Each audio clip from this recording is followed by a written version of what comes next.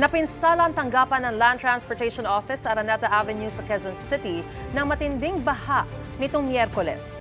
Ayon sa ulat ng Super Radio DZBB, napuruhan ang ground floor kung saan ginagawa ang mga transaksyon.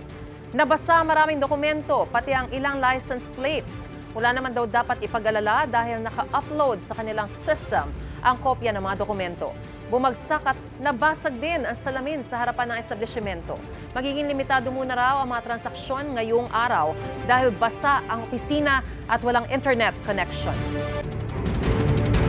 Mga kapuso, para una ka sa mga balita, mag-subscribe sa GMA Integrated News sa YouTube. Sa mga kapuso abroad, subaybayan niyo po kami sa GMA Pinoy TV at sa www.gmanews.tv.